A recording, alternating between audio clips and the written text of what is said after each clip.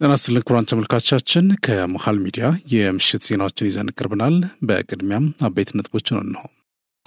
በውጭ ምንዛሪ ጨረታው $1 በአማካይ 131.7 ብር መሸጡን የኢትዮጵያ ብሔራዊ ባንክ ገለጸ። የኢትዮጵያ መገናኛ ብዙሃን ባለስልጣን በኢቢኤስ ቴሌቪዥን ጣቢያ አዲስ ምዕራፍ በተሰኘ ፕሮግራም ላይ አስተዳደራዊ እርምጃ መውሰዱን አስታወቀ። በተማሪዎች መምህራንና አጠቃላይ ንጹሃን ዜጎች ላይ ግፍ እየፈጸመ የሚገኘው የፋኖ ቡድን እንዲሁም ከስህተቱ መማር ያልቻለውና የሰላም ጥሪው አሻፈረኝ ብሎ በመከላከያ እርምጃ እየተወሰደበት ያለው የኦነግ ሸኔ ቡድን ለሰላም እጃቸውን ቢሰጡ ይሻላል ያሉን የነጃልመሮ የትግል አጋር የነበሩ በቀጥታ ስልክ አስገብተን በመሃል ዜናችን ቆይታ እናደርጋለን። ከውጭ በሶማሊያ አንዲት የ8 ዓመት ህፃን መጥፋቷ ከተነገረ ከ6 ወራት በኋላ አግብቻታለሁ የሚሉ ግለሰብ ቤት መገኘቷ ቁጣን ቀስቅሷል። ኩራን ተመልካቾቻችን ከመሃል ሚዲያ እነዚህና ሌሎችም ዜናዎችን ይዘን ቀርበናል። ካፍታ በኋላ እንመለሳለን። ዩቲዩብ ቻናሉን ሰብስክራይብ እንዲሁም ይዘቱን ላይክና ሼር በማድረግ የመሃል ሚዲያ ቤተሰብ እንድትሆኑ በአክብሮት እንጋብዛለን። አብራችሁን ሁኑ። የማይደገም እድል ፒያሳ ሊሴ ገብረ ማርያም በሚገኘው ሳይታችን ላይ የመጀመሪያውን ብሎክ 90% ሽያጭ አጠናቀን ሁለተኛውን ብሎክ ለሽያጭ አውጥተናል። በ10% ቅድመ ክፍያ ያለምንም አይነት ተጨማሪ ወለድ ሙሉ በሙሉ በኢትዮጵያ ብር ከባለ 1 መኝታ 64 ካሬ ጀምሮ እስከ ባለ 3 መኝታ 141 ካሬ አማራጮችን ይዘንልዎት መጥተናል። ሱቆች አልቆባችሁ ለነበረ ደንበኞቻችን አድዋ 00 ፊት ለፊት ባለው 4000 ካሬ ሜትር ላይ ባረፈው ጎልደን ሞላችን 20 ካሬ ሱቆችን ከግራውንድ እስከ 5ኛ ፎቅ ለሽያጭ ማውጣታችንን ስንገልጽ በታላቅ ደስታ ነው። እንዲሁም በአጭር ጊዜ ወደ ቤታችሁ መግባት ለምትፈልጉ ደንበኞቻችን ሀያት አደባባይ ገንብተን 90% ባደረስነው ሳይታችን ላይ እየኖሩበት የሚከፍሉበትን አማራጭ ይዘን መጥተናል። ለበለጠ መረጃ 0966 02 9902 ይደውሉ።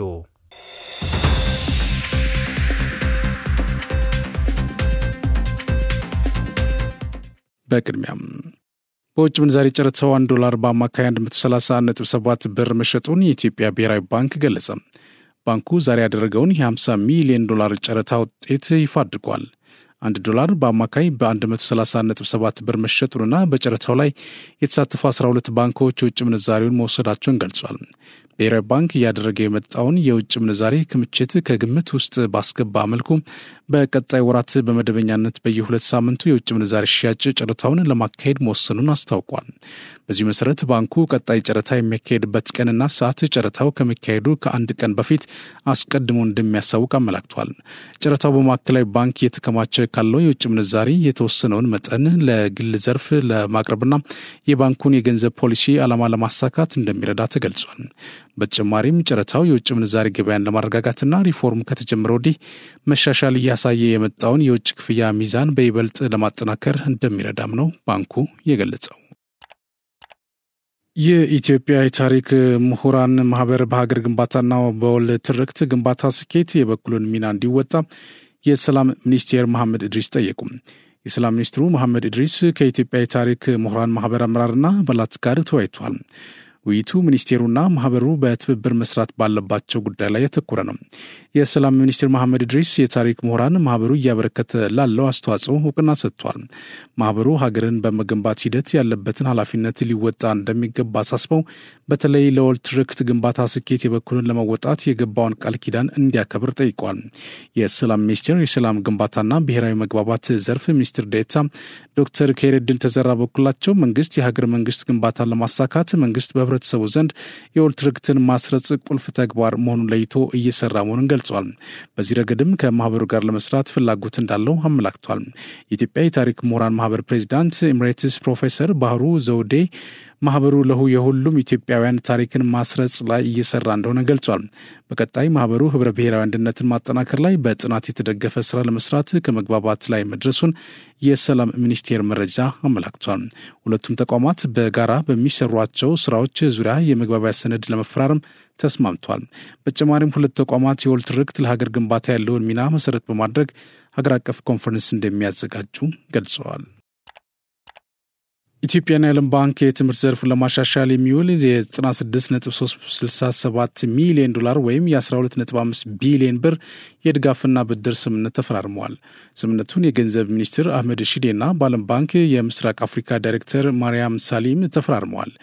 ከተፈረመው ስምምነት ውስጥ 50 ሚሊዮን ዶላሩ ከዓለም አቀፍ የልማት ማህበር በብድር መልክ የተሰጠ ሲሆን 46.367 ሚሊዮን ዶላር ደግሞ ከዓለም አቀፍ የትምህርት አጋርነት ፈንድ በድጋፍ የተገኘ መሆኑ ተገልጿል።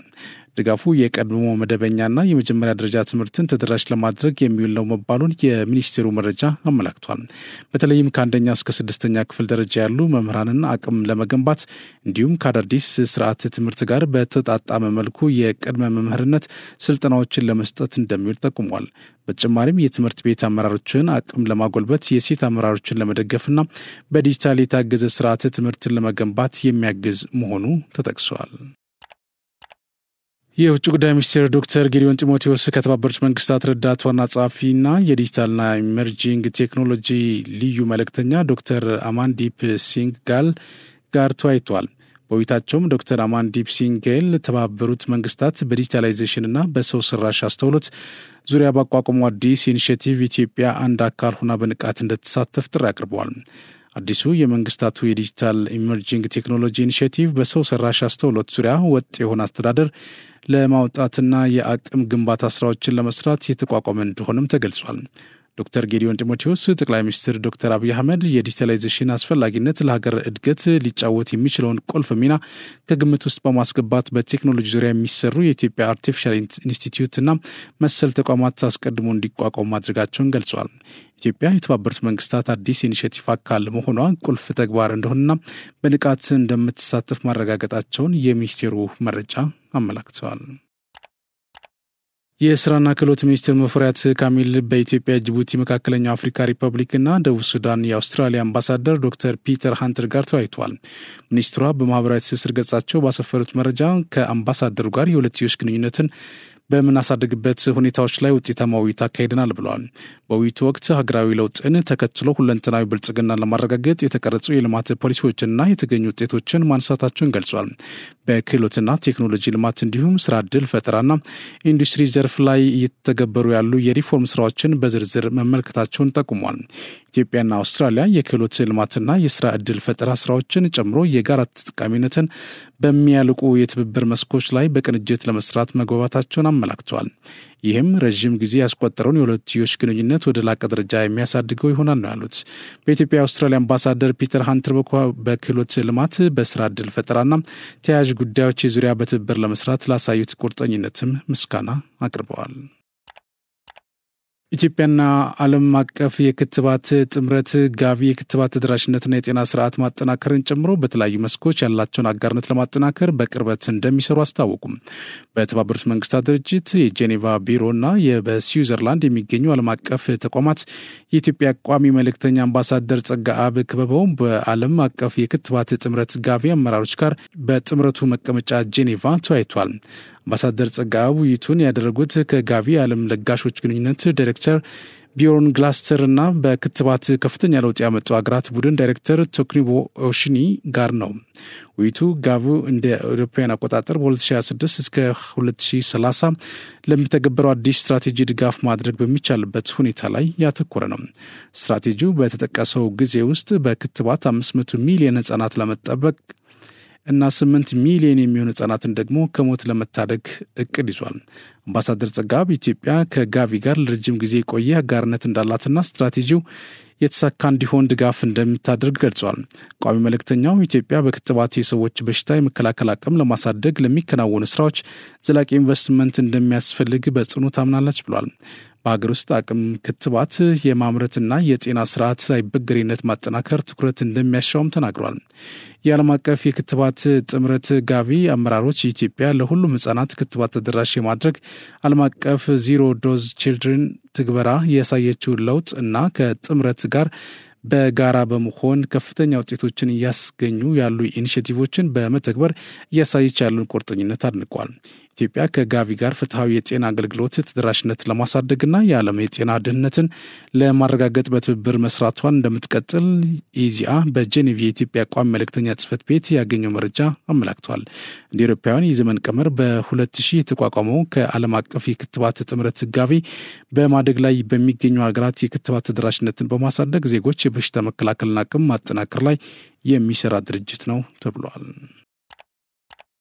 በአማራ ክልል የህዝቡን ሰላምና ደህንነት ለማስጠበቅ በቁርጠኝነት እንደሚሰራ የክልሉ ፖሊስ ኮሚሽን ኮሚሽነር ዘላለም መንግስቴ ገለጹ። በቅርቡ ለክልሉ ፖሊስ ኮሚሽን ኮሚሽነርነት የተመደቡት ኮሚሽነር ዘላለም መንግስቴ በፖሊስ ኮሚሽን በማኔጅመንት አባላትና መኮንኖች እንኳን ደህና መጡ አቀባበል ተደርጎላቸዋል። ኮሚሽነር ዘላለም መንግስቴ በወቅቱ እንዳሉት ፖሊሳዊ ብቃትና ስብዕናን የተላበሰ የተሰጠውን ተልዕኮ የሚወጣ ዘመናዊ ፖሊስና አደረጃጀት ግንባታ ተጠናክሮ ይቀጥላል ብለዋል። በክልሉ የህዝቡን ሰላምና ደህንነት ለማስጠበቅ በጋራና በቁርጠኝነት እንደሚሰራ አረጋግጠዋል። የአማራ ፖሊስ ኮሚሽን ምክትል ኮሚሽነርና የሰው ሀብት ልማት ዘርፍ ኃላፊ ኮማንደር አያልነህ ተስፋዬ በበኩላቸው በከፍተኛ ተነሳሽነትና ቁርጠኝነት ለህብረተሰቡ ሰላም በጋራ እንደሚሰራ ተናግረዋል።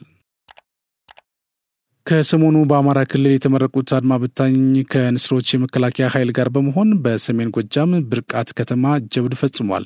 እንደ ምንጮች ገለጻ በሰሜን ጎጃም ሜጫ ወረዳ ብርቃት ከተማ ሲርመጠመጥ የነበረው የጃውሳ ቡድን ሰሞኑን በተመረቀው አድማ በታኝና በመከላከያ ሰራዊት የጥምር ጦር በርካታ የጃውሳ አመራሮችና ታጣቂዎች ተደምስሰዋል። በዚህም ጃውሳ አለኝ የሚለውን መሪ ያጣ ሲሆን በቁጥር ቀላል የማይባሉ ታጣቂዎች መደምሰሳቸውን ለማወቅ ተችሏል። በተማሪዎች መምህራንና አጠቃላይ ንጹሐን ዜጎች ላይ ግፍ እየፈጸመ የሚገኘው የጃውሳው በየአካባቢው በጀግኖች ልኩን እያገኘ እንደሚገኝ ተመላክቷል። ጃውሳን ከክልሉ የማጽዳት ስራ አሁንም በየአካባቢው ተጠናክሮ ይቀጥላል። ጥምር ጦሩ ጃውሳን ከክልሉ ሳናጸዳ አናርፍም፣ ይህንን አጠናክረን እንቀጥላል ማለታቸውን ምንጮች ገልጸዋል። የኢትዮጵያ መገናኛ ብዙሃን ባለስልጣን በኢቢኤስ ቴሌቪዥን ጣቢያ አዲስ ምዕራፍ በተሰኘ ፕሮግራም ላይ አስተዳደራዊ እርምጃ መውሰዱን አስታወቀ። ባለስልጣኑ ፕሮግራሙ እሁድ መጋቢት 14 ቀን 2017 ዓ.ም ያሰራጨውን ፕሮግራም ከመገናኛ ብዙሃን አዋጅና ከዘርፉ ሕጎች አንጻር መገምገሙን ገልጿል። በዚህ መሰረት በጣቢያው የቀረበው ፕሮግራም በሐሰተኛ መረጃ ላይ የተመሰረተ ህዝብን የሚያሳስትና ጥርጣሬን የሚፈጥር የመገናኛ ብዙሃን አዋጅ 1238/2013 የጥላቻ ንግግርና ሐሰተኛ መረጃ ስርጭትን ለመከላከል ለመቆጣጠር በወጣው አዋጅ 1185/2012 እንዲሁም የጋዜጠኝነት ሙያ ስነ ምግባርን መደበኛ የጋዜጠኝነት አሰራርን የሚጥስ የፓራ ጆርናሊዝም አሰራርን የተከተለ ሆኖ ተገኝቷል ብሏል። ጣቢያው በፕሮግራሙ ዙሪያ ተጠይቆ ለባለስልጣኑ በሰጠው ምላሽ ያሰራጨው ፕሮግራም ሐሰተኛ መሆኑንና ስህተት መፈጸሙን ማረጋገጡን ባለስልጣኑ ባወጣው መረጃ አመላክቷል። ባለስልጣኑ ጉዳዩን መርምሮ በጣቢያው የሚሰራጨው አዲስ ምዕራፍ የተሰኘ ፕሮግራም በኤዲቶሪያል አሰራር ላይ አስፈላጊውን እርምት ወስዶ ለባለስልጣኑ እስኪያሳውቅና ውሳኔ እስኪያገኝ ድረስ ፕሮግራሙ ከስርጭት ታግዶ እንዲቆይ መወሰኑንና የጽሑፍ ማስጠንቀቂያ የተሰጠ መሆኑን ገልጸዋል። በሌላ ዜና ብርቱካን ተመስገን በተመለከተ በመገናኛ ብዙሃን ከተላለፈው ሐሰተኛ ዘጋቢ ፊልም ጋር በተያያዘ በሽብር ወንጀል የተጠረጠሩ ግለሰቦች ላይ ለፖሊስ ተጨማሪ 14 ቀን የምርመራ ጊዜ ተፈቀደ። ፍርድ ቤቱ ለፖሊስ ተጨማሪ 14 ቀን የምርመራ ጊዜ የሰጣቸው ተጠርጣሪዎች ብርቱካን ተመስገን፣ ነብዩ ጡመልሳን፣ የኢቢኤስ ቴሌቪዥን ስራ አስኪያጅ ታሪኩ ኃይሌ፣ የአዲስ ምዕራፍ ፕሮግራም ዋና አዘጋጅ ደረጀ ሉቃሌ፣ ህሊና ታረቀኝ፣ ንጥር ደረጀና መታገስ አለሜ ናቸው። በተጠረጠሩበት የሽብር ወንጀል ስልጣንን በኃይል ለመያዝ የጦር መሳሪያ በመታጠቅ በህገወጥ መንገድ በመደራጀት በአማራ ክልል አንዳንድ አካባቢዎች እየተንቀሳቀሰ ከሚገኙ ጽንፈኛና ጸረ ሰላም ቡድን አመራሮች ጋር በጥቅም በመመሳጠር መንግስት የህዝብ ተቀባይነት እንዲያጣና ዓለም አቀፍ ተጽዕኖ እንዲደረግበት በማሰብ ተዋደውና ተከባብረው በሚኖሩ ብሔሮች ብሔረሰቦችና ህዝቦች መካከል ቅራኔ በመፍጠርና ወደ ግጭት እንዲገቡ ለማድረግ በውጭ ሀገር ከሚገኝ የጸረ ሰላም የቡድን አመራሮች ጋር በተለያዩ መገናኛ መንገዶች በመገናኘትና ተልዕኮ በመቀበል የስራ ባህሪያቸውን እንደ መልካም አጋጣሚ መጠቀም የሚሉ የምርመራ የጥርጣሬ መነሻዎች ለችሎት አቅርቧል። ፖሊስም የምርመራ ስራዬን በሰውና በሰነድ ማስረጃ በስፋት ማጣራት እንድችል 14 ተጨማሪ ቀናት ይፈቀድልኝ ሲል ባሳለፍነው አርብ መጠየቁን ተከትሎ ፍርድ ቤቱ በዛሬው ዕለት የፖሊስን ጥያቄ በመቀበል 14 የምርመራ ቀን ፈቅዷል። በተጨማሪም እስካሁን በተጠርጣሪዎች ላይ ያሰባሰበውን መረጃና ቀሪ የምርመራ ስራ ለፌዴራል ከፍተኛ ፍርድ ቤት ልደታ ምድብ ጊዜ ቀጠሮ ችሎት አቅርበዋል። የማዕከላዊ ዕዝ ክፍለ ጦር በአሸባሪው ኦነግ ሸኔ ላይ የማያዳግም እርምጃ ወስዷል። በማዕከላዊ ዕዝ የጋሻ ኮር አይበገሬ ክፍለ ጦር በደቡብ ምዕራብ ሸዋ አመያ ወረዳ በአሸባሪው ኦነግ ሸኔ ላይ በወሰደው መጠነ ሰፊ እርምጃ ከፍተኛ የሆነ ሰብአዊና ቁሳዊ ኪሳራ በታጣቂ ቡድኑ ላይ ማድረስ ችሏል። የማዕከላዊ ዕዝ ዋና አዛዥ ሌተናል ጀነራል ዘውዱ በላይ ክፍለ ጦሩ አይበገሬነቱን እንደ ስሙ በተግባር እያሳየ የመጣ አሁን ላይም ተልእኮውን በጀግንነት የሚወጣ ራዕይ የሆነ አሃድ ነው ሲሉ ተናግረዋል። የጋሻ ኮር ዋና አዛዥ ኮሎኔል ጥላሁን ዱጉሳ በበኩላቸው ክፍለ ጦሩ የኮር ብቻ ሳይሆን የዕዙና የሀገር መከላከያ ሰራዊት ኩራት መሆኑን በተግባር እያረጋገጠ የሚሰጠውን ግዳጅ በአኩሪ ጀግንነት እየፈጸመ የመጣ ስለመሆኑም ገልጿል። የክፍለ ጦሩ አዛዥ ኮሎኔል ዳግም ሰፊሳ በአሸባሪ ኦነግ ሸኔ ላይ ክፍለ ጦሩ የሚያደርገውን ኦፕሬሽን ተጠናክሮ መቀጠሉን ገልጸው ዳግመኛ የማያዳግም እርምጃ ከሰሞኑ በታጣቂ ቡድን ላይ መወሰዱን ተናግሯል። በተደረገው መጠነ ሰፊ ዘመቻ በርካታ የታጣቂ ቡድን አባላት ሲደመሰሱ 64 መማረካቸውን አዛዡ ጠቁሞ 6 ብሬን፣ 64 ክላሽ፣ ስናይፐር፣ ሽጉጥና የእጅ ቦምቦች እንዲሁም በርካታ የነፍስ ወከፍ የቡድን መሳሪያ ተኳሾችና ትጥቆች መማረካቸውን ገልጾ ክፍለ ጦሩ የአሸባሪ ኦነግ ሸኔን አክርካሪ የመሰባበር ስራውን አጠናክሮ እንደሚቀጥልም ተናግረዋል። ኩራን ተመልካቾቻችን ከዚህ ጋር ተያይዞ ተጨማሪ ማብራሪያ እንዲሰጡን በቀጥታ መስመራችን የኦነግ ፖለቲከኛ የነበሩ በተለይም ደግሞ ቀደም ሲል ስናነሳቸው ከነበሩ የነ ጃልመሮና እንዲሁም ደግሞ የነ ጃልሸኝ ጓዴ የነበሩ ሰው በቀጥታ መስመራችን ይገኛሉ። ከሳቸው ጋር ቆይታ አድርጋለሁ። አብራችሁኝ ነው። እሺ አቶ ባረንቱ ገዳ በቀጥታ መስመራችን ገብተው አስተያየት ለመስጠት ፈቃደኛ ስለሆኑ መጀመሪያ ደረጃ እጅግ አድርጌ አመሰግናለሁ። እንግዲህ ተመልካቾቻችን ምናልባት አቶ ባረንቱ ገዳን ለማያውቁ የቀድሞው የኦነግ ማለት ነው በተለይ ብረት አንግበው ወጥተው ከነበረው የኦነግ ፖለቲካ ፓርቲ አባል እና አመራር የነበሩ ናቸው። አሁንም ፖለቲከኛ ናቸው። በነገራችን ላይ በዛው ኦነግ ፓርቲ ላይ ያሉ ሰው ናቸው። እስቲ ከሳት ጀምሮ እንግዲህ በርከት ያሉ ሐሳቦችን ያደረግን ቆይታ እናደርጋለን። ምናልባት አቶ ባረንቱ በመጀመሪያ ደረጃ ፈቃደኛ ስለሆኑ እጅግ አድርጌ ነው የማመሰግነው።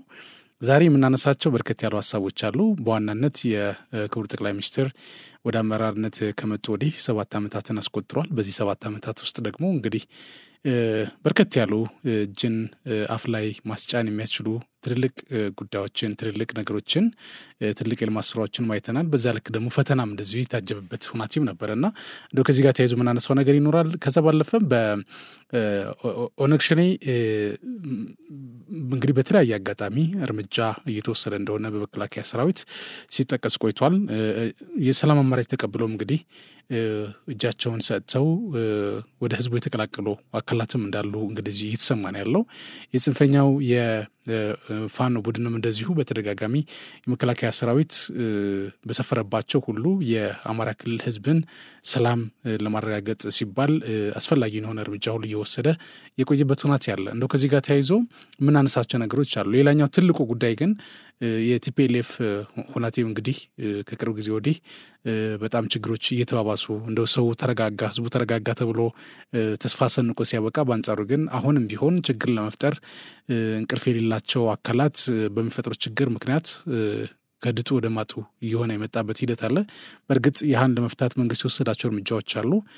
ስለነሱም የተወሰኑ ነገሮች እናወራለን እና እንደው እንደምንሻ እንዲሆነን አቶ ባረንቱ እንደው ባለፉት 7 ዓመታት በተለይ መጋቢት 24 ነው እንግዲህ ጠቅላይ ሚኒስትር ዶክተር አብይ አህመድ ስልጣኑን የተረከቡት ከአቶ ኃይለማርያም ደሳለኝ የቀድሞ ጠቅላይ ሚኒስትር ማለት ነው። ከዛን ጊዜ ጀምሮ በተለይ ስፒቻቸውን የሚያስታውሱ ነበር ከሆነ የዛኔ የዛሬ 7 ዓመት ህዝብ ተወካዮች ምክር ቤት ቀርበው ሲያነሱ የነበሩን ሐሳብ የሚያስታውሱ ከሆነ በጣም የሚገራርሙ ሐሳቦች ነበሩና እንደው ያንን ስፒቻቸውን መነሻ አድርገን እስካሁን የመጡበትን ሂደት እንዴት አዩት የሚለው ነገር እስኪ አቶ ባረንቱ። በጣም አመሰግናለሁኝ ቴዲ። በእውነቱ 7 ዓመት መሙላቱን አሁን አንተ ስትነግረኝ ሪሊ ወደ ኋላ ሄጄ በርካታ ነገሮችን እንዳይ አድርገኸኛል። እንግዲህ ልክ ጠቅላይ ሚኒስትሩ ወደ ስልጣን ሲመጡ ወደ ነሐሴ 15 አካባቢ በዛን ወቅት ማለት ነው በ2010 4 ወይ 5 ሰው ሆነን ከመንግስቱ ጋር ወይም አዲስ ከለውጡ በኋላ የመጣው መንግስት ጋር ለመነጋገር ወደ ኢትዮጵያ ወይም ወደ አዲስ አበባ ከኤርትራ ቀጥታ በበረራ ከመጡት ሰዎች አንዱ ነኝ። እንዳልከውም ስሜ ባረንቱ ገዳ ይባላል የኦሮሞ ነጻነት ግንባር አባል ነኝ ከዛ በኋላ እንግዲህ መስከረም 15 ነው የኦሮሞ ነጻነት ግንባር አመራርና አባላቱ የገቡት እሱንም መድረኩን በመስቀል አደባባይ ተገኝተው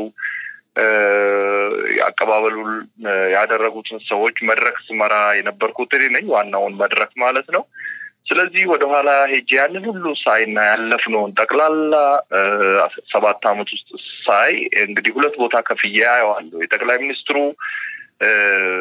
አመራርና የገጠማቸው ቻሌንጅ የሚለውን እንዳለ ጠቅላይ ሚኒስትሩን ሆነ ጠቅላላ መንግስቱን ራሱ የገጠመው ቻሌንጅ ምን ይመስላል የሚለውን እንግዲህ አጠራርጌ እንዳልከውም ለማስታወስም ለሰውም ለመግለጽ ሙከራ አደርጋለሁኝ ብዙ ነው እኔ በእውነት በዚህ ደረጃ ኢትዮጵያ ውስጥ እንዲያል ቻሌንጅ ገጥሞት ወይም ደግሞ ብዙ ችግሮች ገጥሞት ወይም መንግስቱ እንዳይሰራ ከውጪ ከሀገር ውስጥ የዚህን ያህል ቻሌንጅ ገጥሞት ያንን ቻሌንጅ አልፎ በጣም እንዳልከውም ጉልህ የሆነ ሚታይ የሚዳስስ የሚጨበጥ ስራ የሰራ መንግስት ኢትዮጵያ ውስጥ ነበር ወይ ብለን ብናይ በእድሜ የደረስኩበትን የደርግን መንግስት አቃለው የኢህአዴግ መንግስትን አቃለውኝ ወደ ኋላ ስንሄድ ደግሞ በታሪክም በምንም ማቃቸው መንግስታት አሉ አፄ ኃይለ ሥላሴን ብትወስድ ከ5 አመቱ ውጪ 44 አመት ኦልሞስት 40 አመት በሰላም ነው ሰው ለጥ ብሎ ሲገዛ የነበረው ከዛ ቀደም ብሎም የአፄ ምኒልክ መንግስትን ብትወስድ ያችን የ6 ሰዓቷን ጦርነት እና እዛ አካባቢ የነበረን ችግር ካለው ጋር አብዛኛው ነገር እውነት ለመናገር ሰላም ነው በአንጻራዊነት ማለት ይችላል ላለፈው 7 አመት ግን ኢትዮጵያ ውስጥ ያልተነሳ ታጣቂ ነበር ወይ ይሄም መንግስት በጠመንጃ ለመጣል ያልጣረ ፖለቲከኛ ነበር ወይ ብለህ ብትል በእውነት እንደው ምንም ተወዳዳሪ የለው ነገር ግን ህዝቡ ደግሞ ለውጡን ደግፏል ህዝቡ ለውጡን ወዷል መንግስቱን ደግሞ እንደው 99.9 በሚባል ደረጃ እስካሁን ድረስም ስለሚደግፍ ሰርቫይቭ አደረገ እንጂ የውጭ ቅጥረኛ ብለው አሁን የደረደርካቸው በኦሮሚያ ውስጥ የሚንቀሳቀሱ ታጣቂዎች አማራ ክልል ያሉ ትግራይም እንደምታውቀው እንዳለ መንግስቱን ያመፀው ብዙ ቻሌንጆችን አልፎ ቻሌንጅ ያልነበረ እስኪመስለን ድረስ በርካታ የልማት ስራዎችን የሚዳሰሱ የሚታዩ የሚጨበጡ ህዝብን የሚጠቅሙ አይደለም ለዛሬ ሳይሆን ለሚቀጥሉት 50 100 አመት ህዝብን የሚጠቅሙ ለምሳሌ ጎርጎራን መውሰድ ትችላለህ ባህር ዳሩን ድልድዩን ጨምረ ማለት ነው የከተማውን መውሰድ ትችላለህ ኦሮሚያ ክልል የተሰሩና ወንጪን እዚህ መተሐራ አካባቢ የተሰራውን ደቡብና ኮይሻን አዲስ አበባ ውስጥ ደግሞ አዲስ አበባ ከተቆረቆረች እንግዲህ ኦልሞስት ወደ 150 አመት ገደማ ነው የነበረውን ቆሻሻ ሁሉ በሚያስወግድ መልኩ የተጀመረው ስራ በእውነቱ በዚህ ጦርነት ግጭትና የተለያየ ችግር ውስጥ ይሄ ሁሉ ተሰራ ወይ ብለን ከእውነት ከልብ ማለት መንግስትን መደገፍ አንድ ነገር ነው መንግስትን መቃወም አንድ ነገር ነው ግን የሚታይ የሚዳስሰው ነገር ስታይ በእውነቱ አንተም እንዳልከው ህዝብም ደግሞ ቀጥታ እንደሚያየውና እንደሚያቀው ይህ መንግስት በዚህ ሁሉ ችግር ውስጥ ሆኖ እዚህ ሁሉ ቻሌንጅ ውስጥ የዩኤንን ሁሉ ታስታውሳለህ ወደ 10 ምናምን ጊዜ ኢትዮጵያ ላይ በተቀመጠበት ጦርነት ተከፍቶ እስከ ደብረ ብርሃን የዋትን አሁን ደግሞ የዚህ ፋኖን እንዳልከው ኦሮሚያ ውስጥ የሚንቀሳቀሱ በርካታ ነገሮችን ውጣውረዶችን አልፎ ዛሬ የደረሰ መንግስት ስለሆነ እኔ ዶክተር አብይ ኢትዮጵያን ይዞ ልክ ምን ብዬ ልንገር እንደመቼም ከእምነት ጋርና ከመጽሐፍ ቅዱስ ጋር አታያይዝብኝና ልክ ሙሴ ቀይ ባህርን የእስራኤልን ህዝቦች አሻገረ እንደሚባለው እኔ ማአቶችን ግራና ቀኝ ከፍሎ የኢትዮጵያን ህዝብ ያሻገረ አርጌ ነው ወስዶ ልልፈልጌ ጥሩ ሐሳብ ነው እውነት ለመናገር እንደው ይሄን ካለን ዘንድ በተለይ እንግዲህ አቶ ባረንቶ እርሶም ሲነግሩኝ በተለይ የፖለቲካ ምህዳሩ መስፋቱን ተከትሎ እንግዲህ የለውጥ አመራር ወደ ስልጣን ከመጣ በኋላ ነው እናንተም ከነበራችሁበት ቦታ ወደ ኢትዮጵያ ያገባችሁትና ሰላማዊ ትግል ለማድረግ ፈቃደኛ የሆናችሁት። ከዚህ ጋር ተያይዞ በርከት ያሉ የተለያዩ ፖለቲካ ፓርቲዎችም እንግዲህ ወደ ሀገር የገቡበት ሁናቴ አለ። ትግራይ ዲሞክራሲያዊ ፓርቲንም እንደዚሁ በትግራይ ክልል ማንሳት እንችላለን። እነ ዶክተር አረጋዊ በርሄ የሚመሩት ማለት ነው። ሌሎቹም እንደዚሁ ለጊዜው ስማቸውን ማናነሳቸው በርከት ያሉ ፖለቲካ ፓርቲዎች ገብተዋል። ግን ከዚህ ጋር ተያይዞ ደግሞ አንድ ነገር ይነሳል። እንደው ይሄ አሁን ክቡር ጠቅላይ ሚኒስትሩ ገጠማቸው የተባለው ፈተና አንዳንድ ሰዎች ይገልጹ፣ በተለይ በዚሁ በፖለቲካው ሳይንስ ላይ ያሉ ሰዎች ዲሞክራሲ መልሶ ይበልሃል የሚል ነገር ያነሳሉ። ከዚሁ ከፖለቲካል ሳይንስ ሊቃኖቹ ሲናገሩ የሰማሁት ነው። እንደዚሁ ዝም ብለህ ከለቀቀው እንዲሁ መልሶ አንተን ይውጣሃል የሚል አይነት ሀሳብ ያነሳሉና እንደው ጠቅላይ ሚኒስትር ዶክተር አብይ አህመድ በስልጣን ዘመናቸው በተለይ ባለፉት 7 ዓመታት የሰሩት ስራ እንዳለ ሆኖ ግን ደግሞ ለፈተናዎቹ ራሳቸው የሰጡት ዲሞክራሲ ነው የሚል ሀሳብ ይነሳል። ይሄ ምን ያህል እውነት ነው? እንደው እንደሚባለው ዲሞክራሲ እውነት ራሱ መልሶ የሚበላ ነው የሚለው ነገር እስኪ እናንሳ። ፍጹም እንደዛ አይደለም። ችግሩ ዲሞክራሲው አይደለም። የእሳቸውም ይሁን የመንግስቱ ወይም ደግሞ ዓለም ላይ ያለ የዲሞክራሲ ስራና አሰራር አይደለም ችግር የሆነው ምንድነው? እኛ ለነጻነት፣ ለእኩልነት፣ ለፍትህ፣ ለዲሞክራሲ እንታገላለን የምንለው ወይም ስንል የነበርነው ሰዎች እውነት ለዲሞክራሲ፣ እውነት ለነጻነት፣ እውነት ለእኩልነት ነበር ወይ ስንታገል የነበር ነው የሚለውን ነው እንደ ጥያቄ ማንሳት እና እሱ ላይ ሀሳብ መስጠት እንፈልገው። ምክንያቱም ዲሞክራሲ የሰው ልጆች እኩልነትን በነጻነት በእኩልነት እንዲኖሩ የሚያደርግ እንጂ ዲሞክራሲ ችግር ፈጣሪ አይደለም ባይት ሰልፍ ወይም በራሱ ማለት ነው። ችግር የሆነው እኛ ለዲሞክራሲ ስንታገል የነበርነው ሰዎች ከምር ለዲሞክራሲ እየታገልን አልነበረም።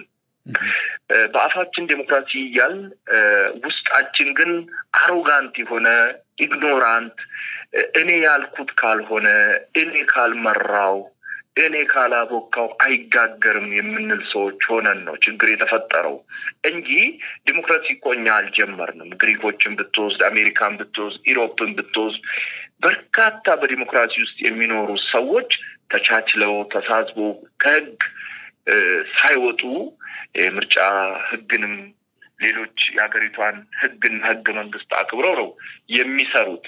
እኛ ግን የምር በህግ የበላይነት እናምናለን ወይ ለህግ ተገዢዎች ነን ወይ ብለን ብናስብ አብዛኞቻችን እንደዛ አይደለንም። ይሄን ስል ጀነራላይዝ ማድረግ ፈልጌ አይደለም።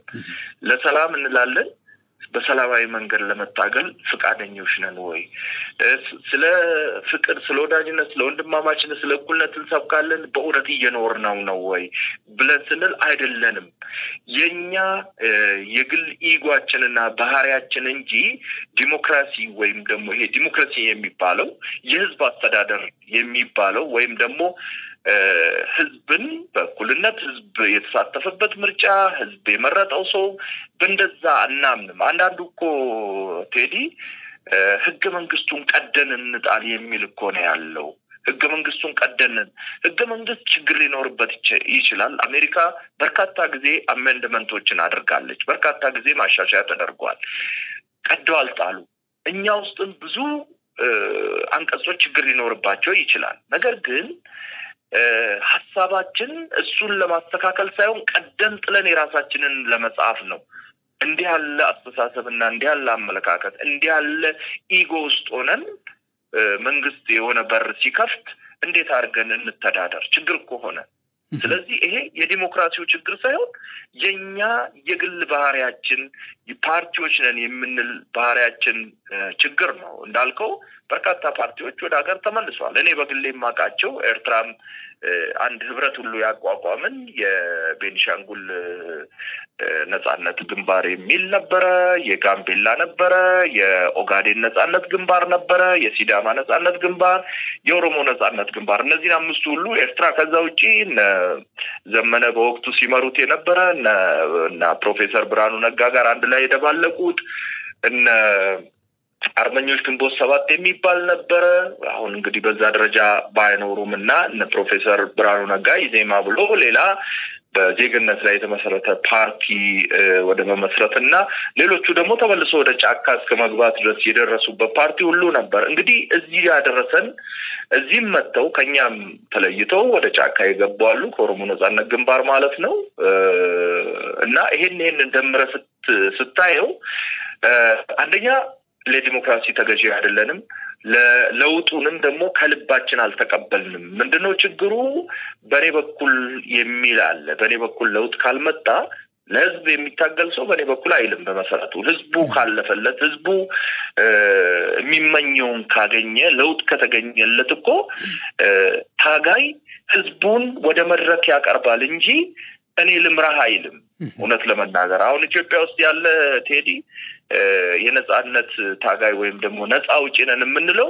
ልክ ህዝቡን ነጻ ወጣነ እኛ ነን የምንገዛህ የምንል ነን እንደሱ አልነበረም መሆን የነበረበት ነጻ ወጣው ለህዝቡ ነው ምርጫውን የምትተውና ከዛ የፈለገውን ከበደን ፈይሳን ገብረዝጊን የፈለገውን ይምረጥ ኦል በሽርን ስቲሲት ችግሩ ከዚህ ነው እንጂ ከዲሞክራሲ አይደለም ልልህ ነው ስለዚህ ነጻ ያልወጡ ነጻ አውጪዎች ናቸው ብለን ማለት እንችላለን በትክክል ችግራችን ይሄ ነው አብዛኞቻችን ነጻ አውጪዎች አሁን በደንብ ነገሩን ራይት ኤንድ ሌፍት ሳይ አብዛኞቻችን ሜንታሊም ፊዚካሊም ራሳችንን ነጻ አላደረግንም ለህዝብ ቅድሚያ አልሰጠንም ለህዝብ ቅድሚያ ካልሰጠህና እኔ እዛ መድረክ ላይ ካልተገኘው ምትል ከሆነ ደግሞ የፈለገ ነጻነት ህዝቡ ቢያገኝ አትቀበልም ችግር ከህዝቡ ጋር አይደለም ማለት ነው ምክንያቱም የህዝብ ነጻነት አይደለም ያንተ ጥያቄ ያንተ ባለስልጣን መሆን ወይም ያንተ አመራር መሆን ወይም ያንተ ጥቅም መጠበቅ እንጂ የህዝብ ጥቅም መጠበቅ የህዝብ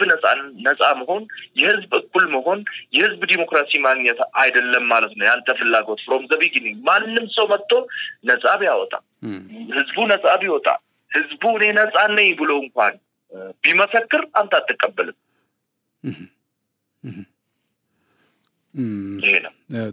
ጥሩ እንግዲህ ክቡር ጠቅላይ ሚኒስትሩ ባለፉት 7 አመታት በተለይ ወደ አመራርነት ከመጡ ወዲህ እውነት ለመናገር ማለት አይኑን ገልጦ ለሚያይ ሰው ለማለት ነው ያው ብዙ ጊዜ አይናችን ያየ እንዳላየ የምንሆን ሰዎች ስላለ እሳቸውም እንደሚሉት ልክ ይሄ የፉኝት ፖለቲካ እንደሚባለው ማለት ነው ያው ፉኝት ታቃለመችም ፉኝት ማለት ያው ተናዳፊ አውሬ ናት አራዊት ናትና ፉኝት ራሷ ስታረግስ ባልየው ይሞታል አስረጋጁ ይሞታል ማለት ነው ከዛ ልጁ ሲወለድ ደግሞ እናቲቱ ራሷ ትሞታለችና እንዲህ እየተገዳደሉ ነው የሚባዙትና የኛ ሀገር ፖለቲካ ደግሞ እንደው ትሬንዱ ካሁን ቀደም የነበረው ነገር ስታይ አንዱን ክሪቲሳይዝ ያደረገ አንዱን የሆነ ነገር እያለ ያሳደደ ካልሆነ በስተቀር ራሱን ችሎ የመቆም ነገር አልለመድ ነውና እንደው እንደዚህ አይነት የፖለቲካ ኤንቫይሮንመንት ባለበት ሁናቴ ባለፉት 7 አመታት እውነት ለመናገር በተለይ የምግብ ዋስትናን ማረጋገጥ በራሱ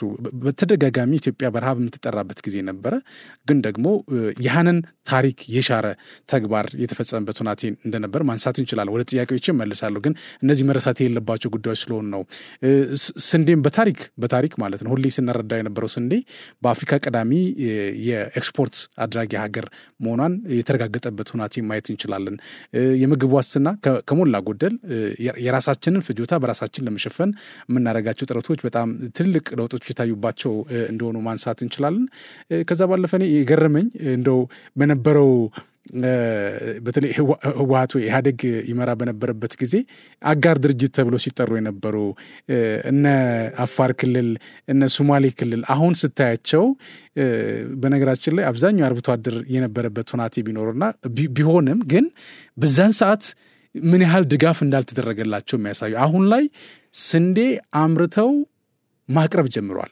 አካባቢ በጣም ደረቃማ የሚመስል ግን ደግሞ መለወጥ ከሰራን መለወጥ የምንችልበት እድል እንዳለ ያሳይ ሆናቴ ማየት ይችላል በሶማሌ ክልልም እንደዚሁ ስንዴ የተመረተ ያለበት ሂደት አለ በአፋር ክልልም ከስንዴ አልፎ እንደው መኖም እንደው የተመረተ ያለበት ሆናቴ ነው ያለው ግን ደግሞ የነበረው ስማቸው አጋር ድርጅት ይባሉ ነበር ወይ ደግሞ እንደዚህ ታዳጊ ክልል የሚል ስያሜ ተሰጥቷቸው ነበር የነበረው ያለፉት 7 አመታት በተለይ እነዚህ ክልሎች ሁሉም ክልሎች እኩል መሆናቸው ሁሉም ፓርቲዎች እኩል መሆናቸው ያሳየ ከመሆኑ የተነሳ ይሄ ደግሞ ወደ መልካም እድል ቀይረው ራሳቸውን አብቅተው ራሳቸውን አልምተው እንደሌሎች ክልሎች ተወዳዳሪ ሪሶርስ ያላቸው መሆናቸውን በተግባር ያሳዩ ክልሎችን ማንሳት እንችላለን።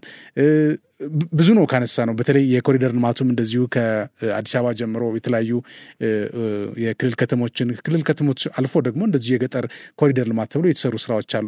ቃላቶቹ ሪደንደንት ይመስላሉ፣ አሰልቺ ይመስላሉ፣ ግን ተግባሮቹ በጣም ትልልቅና ጥልቅ የሆኑ ተግባራት የተፈጸሙበት ሂደት ነበረ። እኔ በጣም የገረመኝ ደግሞ ከምንም በላይ የደቡብ አፍሪካው ፕሬዚዳንት ሰሪል ራማፎዛ በአዲስ አበባ ላይ ያዩትን የኮሪደር ልማት ስራ የሰጡበት ምስክርን ስናይ እውነትም በጣም ትልቅ ስራ ተሰርቷል። እንግዲህ እነ ጆሃንስበርግ እንደ አዲስ አበባ መቀየር እንፈልጋለን፣ አዲስ አበባ እንደተቀየረችው ጆሃንስበርግንም እንደዛ ማድረግ እንፈልጋለን የሚል ምስክርነት በአደባባይ ላይ የሰጡበት ሁናቴዎች አሉ። እንደው ይሄን ካለን ታላቁ ህዳሴ ግድብም እንደዚሁ ሲሪየስሊ እውነት ለመናገር በነበረው ሂደት ሂዶ ቢሆን ኖሮ አሁን የደረሰበት ደረጃ ላይ ደርስ ይችላል። ግን ደግሞ ከ6 ወር ባላነሰ ውስጥ የሚመረቅበት እድል እንዳለ ክቡር ጠቅላይ ሚኒስትሩ ባለፈው ፓርላማ ላይ ያነሱበት ሂደት አለ። ግን ትልቁ ጥያቄ እኔ አሁን ቅድም የፉኝት ፖለቲካ ብዬ ነበረ። እንግዲህ የፖለቲካ ምህዳሩ ሰፋ። መስፋት ብቻ አይደለም፣ ከተለያዩ ፖለቲካ ፓርቲዎች ተፎካካሪ ብለን የምንላቸው በመንግስት ስትራክቸር ውስጥ አሁን ያው ብልጽግና እንዲመራ ሌጂቲሜት ሆኖ ስልጣን ቢሰጠውም በአንጻሩ ግን ስልጣኑን ያካፈልበት ሂደት ማየት ትችላለህ። ፖለቲካው ምህዳሩን ከማስፋት በዘለለ ግን ደግሞ የመንግስት ስራም አብረን መስራት አለብን፣ ሀሳባችሁን አንጡ የሚል አይነት ነገሮችን ሰጥቶ እንግዲህ ከዚህ ጋር ተያይዞ ብዙ ነገሮች እንደተሰሩ ማየት እንችላለን።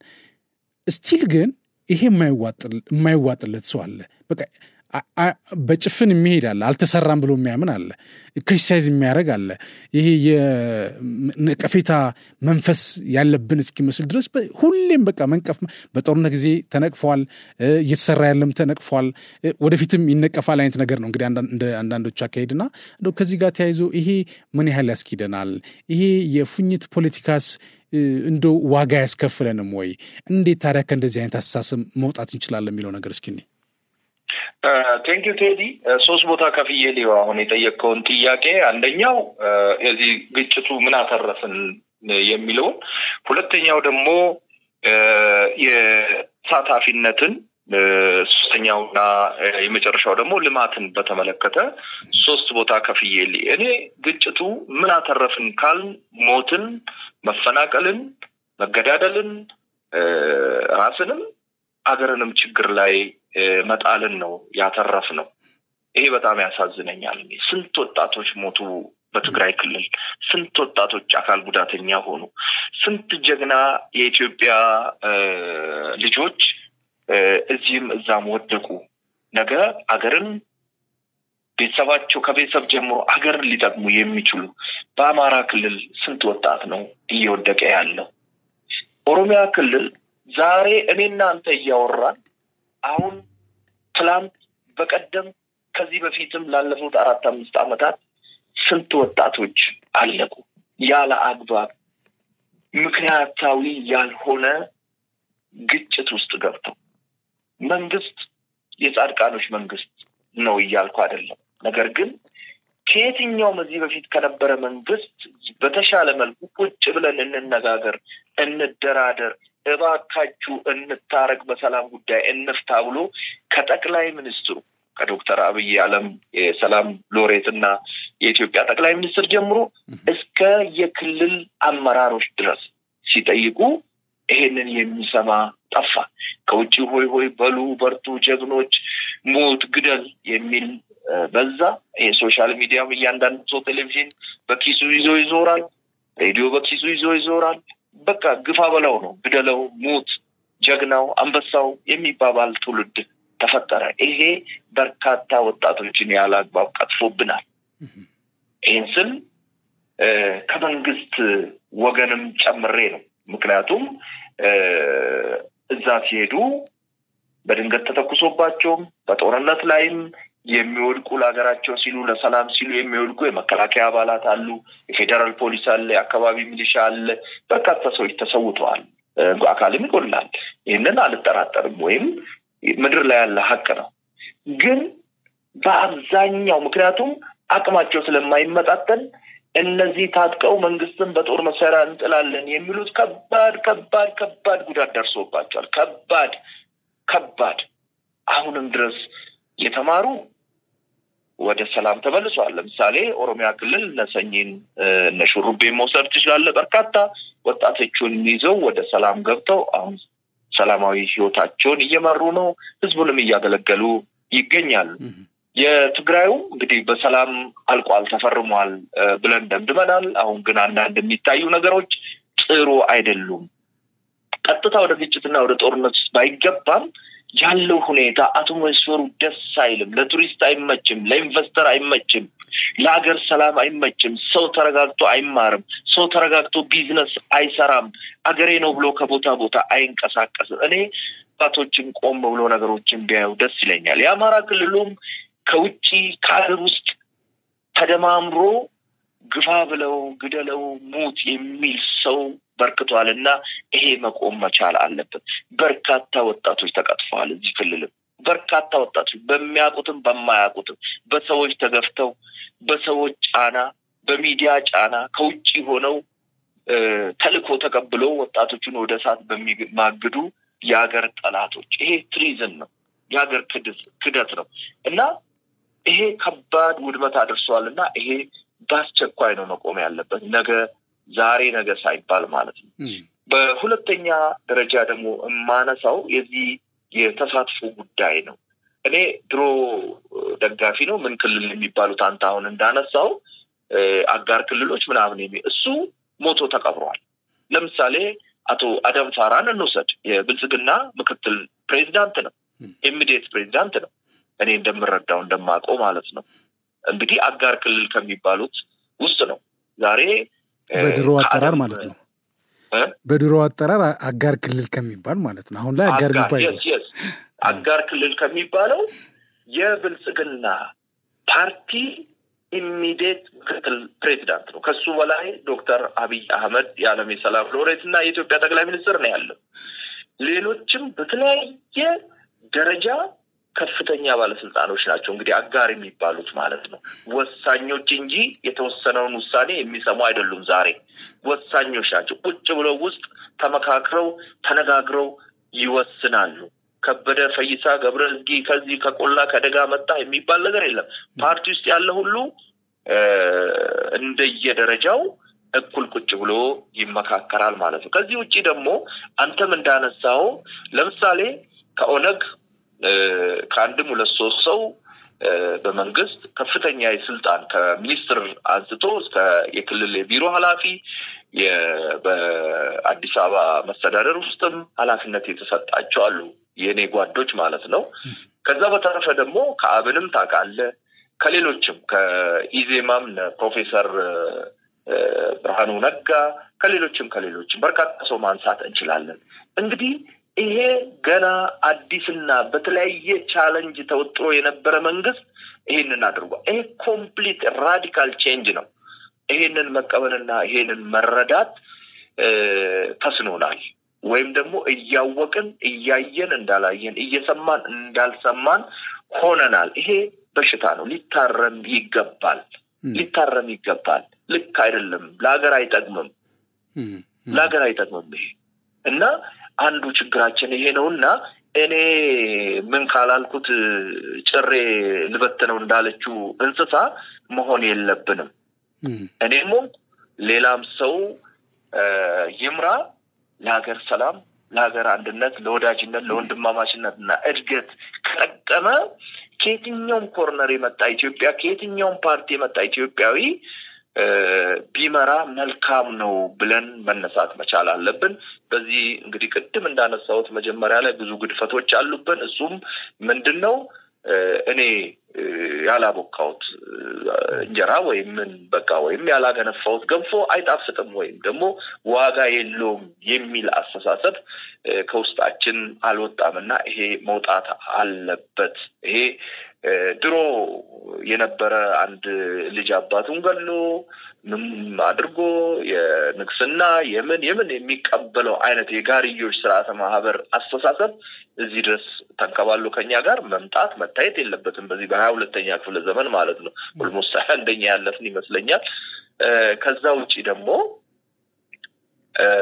መጨረሻ ላይ ያነሳው የዚህ ልማት ጉዳይ አለ እኔ ልማቱን አይደለም የማየው ምን ውስጥ ነው መንግስት ይሄን ልማት የሰራው የሚለው ነው እኔ በጣም አንደርላይን ማድረግ እንፈልገው ምን ውስጥ ሆኖ ነው ምን አይነት ማጥ ውስጥ ቆሞ ነው ይሄንን ልማት የሚታየው የሚዳሰሰው መጀመሪያ ላይ የተናገርኩት እንግዲህ ትግራይ ክልል የነበረውን ግጭት ታቃለ ከትግራይ ክልል ውጪ ሌላ አካባቢ የተሰራው ሁሉ ኮሪደር ልማቱን ጨምረ የዚህ ቱሪስት መዳረሻ ቦታዎችን የአባይንም አንተ እንዳልከው ኮይሻም ኦልሞስት 50 ፕላስ ሆኗል 2000 አካባቢ ሜጋዋት የሚያመርትና ዋን ኦፍ ዘ ላርጀስት ነው እሱ ራሱ በርካታ ነገሮችን ማንሳት እንችላለን ልክ መንገዶች እየተገነቡ ናቸው የዚህ እርሻ ልማት በተለይም ደግሞ ዓለም በእንዲህ ያለ መልኩ ተጨንቆ የዩክሬንና የራሻ የመካከለኛው ምስራቅ ማአት በዓለም ላይ እየወረደ ያለ ዓለም ራሱ በዚህ በስንዴ ተቸግሮ ያለ ኢትዮጵያ እንደው ቢያንስ ከውጪ የምታስገባው ማቆም መቻሏ አስገራሚ ነው ምን ውስጥ ቆሞ ምን አይነት ማአት ውስጥ ቆሞ ነው የመንግስት ይሄንን ሁሉ የሰራ ብለን ስናይ ክብደቱ ይገባናል ወይ ምን ያህል ጠንካራ እንደነበርን ይገባናል ፍሩቱ ሰዳው ብዙ ጊዜ ማነሳው ነገር አለ አቮካዶን በአመት አንድ ጊዜ የሆነ ወር ላይ ጠብቀን ምንድነው እንደ ብርቅ የምንጠጣው ዛሬ ሂድስ የትኛውን ፍሩት ኢትዮጵያዊ ፍሩት ቤት አመቱን ሙሉ ይሄ በዶክተር አብይ የዛፍና የሚበሉ አትክልቶች የመትከል ምንድነው የሚባለው መነሳሳትና እሱ ባመጣው ፕሮጀክት ነው ጠቅላላ ሀገሩ አቮካዶ ሆኖ ዛሬ ኢትዮጵያ የአቮካዶ ዘይት አምርታ ወደ ውጭ ኤክስፖርት ከሚያደርጉ የአፍሪካ ሀገራት ተርታ ተመድባለች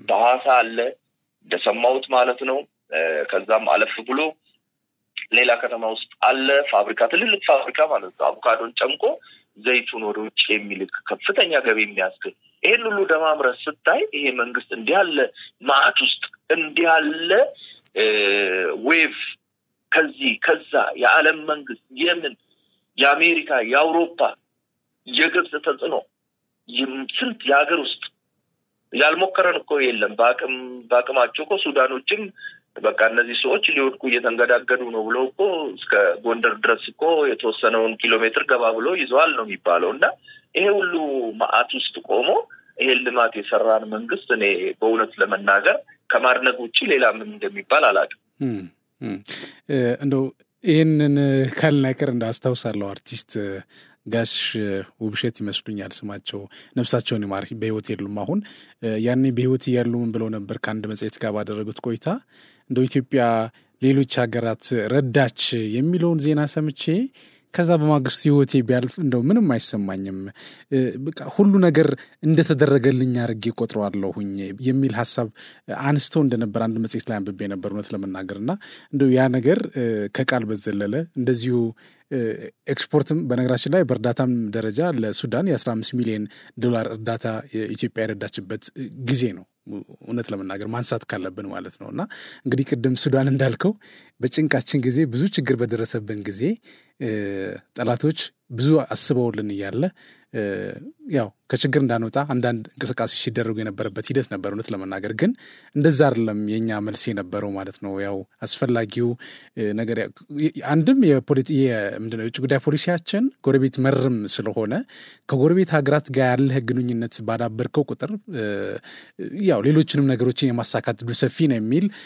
እንድምታ ያለው የውጭ ጉዳይ ፖሊሲ ነው ያለውና ያን መሰረት አድርጎ እንግዲህ ለሱዳንም 15 ሚሊዮን ዶላር ድጋፍ ያደረገበት ጊዜ ነበር ቅድም ስትናገር እኔ ያላገነፋሁት ገንፎ አይጣፍጥም እኔ ያልወጠወጥኩት ወጥ ይጎረናል እንደማለት ነው በቃ እኔ ብቻ አይነት ነገር አለ እውነት ለመናገር ማለት ነውና ይሄም ነው በነገራችን ላይ እንዳንናበብ እንዳንስማማ አንድነታችን እንዳይጠነክር እንደው ከግላችን አልፈን ቅድም ያልከውን ኢጎውን ትተን እንደ ሀገር ማሰብ ያቃተን እንደው ፕሪንሲፕል እኮ አይተን ከሆነ እንደው የሰለጠኑ የሚባሉት እንደው ለመሰልጠን አለ ብዙ ጊዜ የተለያየ ርዕዮተ ዓለም ይኖረንም አይኖረንም ዋናው አልቲሜት ጎላችን እንሰለጥናለን እናድጋለን የኔ ርዕዮተ ዓለም ይበልጣል በሚል ነው ግን እነዛ ተሻገሩ ብለን የምንላቸው ሀገራትም ኢጎን ያስቀድሙ ዋናው የሚያስቀድሙት እንዴት ነው ከቤት ይጀምራሉ ከቤት ከዛ ተቋም እንደ ተቋም ከተቋም ደግሞ እንደ ሀገር ብሎ የሚታሰብበት ሂደት ነው ያለውና አሁን ከግለሰብ አስተሳሰብ ያለ መውጣት አባዚያችን እንደውም እየሰፋ ሄድበት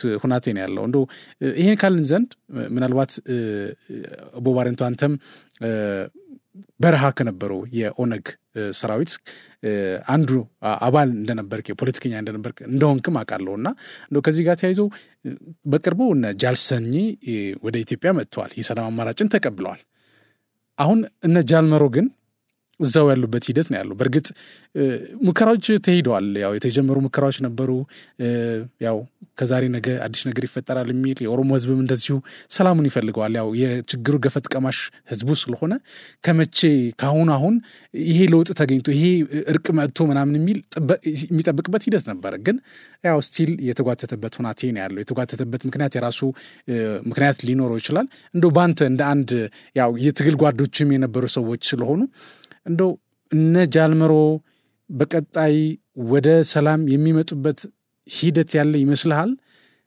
ለምንስ ነው ማለት የማይመጡ ከሆነ ለምንስ ነው የማይመጡት የሚለው ነገር እስኪ ባንተ አረዳድ እንስማ ቦባረንቱ አመሰግናለሁኝ እኔ ተስፋ ማድረገው ወደ ሰላም ይመለሳሉ የሚለውን ነው ወደ ሰላም ይመጣሉ ጉዳዩን በእርቅ ይፈታሉ የሚል ከፍተኛ ተስፋ ከሚያደርጉ ሰዎች በከፍተኛ ሁኔታ ተስፋ ከሚያደርጉ ሰዎች አንዱ ነኝ ይሄን የምልበት ዋናው ምክንያት ላለፈው 78 አመታት እንግዲህ ለውጡ ከመጣ 7 አመት ነው ከለውጡ በፊት ቢያንስ 6 ወር ወይ 1 አመት እዚሁ አካባቢ ነበር እሱና ተወሰኑ ጓዶች በዚህ አሁን በመናቆና በመሰማው ደረጃ ሳይሆን ማለት ነው እና ላለፈው 7 እና 8 አመታት ምንድነው ያተረፍኩት ብሎ ያያል የሚል አቋም አለኝ ወይም ደግሞ እንደዛ አይነት ግንዛቤ አለኝ ምክንያቱም እሱም ሆነ አሁን በቅርቡ እንኳን የተጀመረውን 2 አመት እንደዚህ ይሆናል አይደለም የዚህ አማራ ክልሉ ፋኖ ወይ 2 አመት ወይ 3 አመት ምን እንበለው ኦሮሚያ ውስጥ የሚንቀሳቀሱትም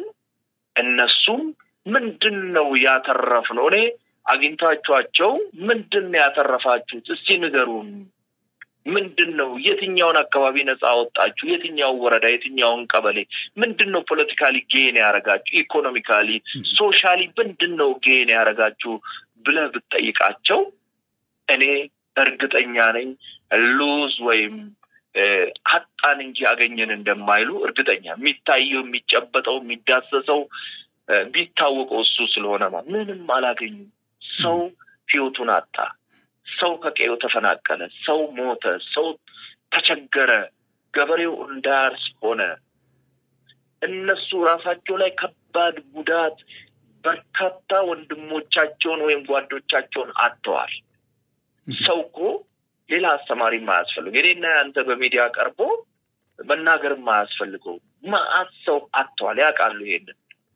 ይሄ ነገር እንዲቀጥል ይፈልጋሉ ብዬ አላምንም እኔ መንግስት አሁንም እየጠየቀ ነው ድጋሜ ጥሪ አቅርቧል የአማራ ክልልም እንዲሁ ጥሪ አቅርቧል ሌሎችም ሌላው ቀርቶ የዚህ ብሔራዊ ምክክር ኮሚሽን ሌላ ጥሪ አቅርቧል አይደለም ስለዚህ ይሄን ሁሉ አይተው ወደ ሰላም ይመለሳሉ ብዬ ተስፋ አደርጋለሁ በጣም ትንሽና በጣም በጥቂቱ ተስፋ የሚያስቆርጡ ነገሮች ደግሞ ምንድናቸው እነዚህ ሰዎች በጦርነት ውስጥ እንዲቆዩ የሚፈልጉ የደም ነጋዴዎች አሉ ከውጭም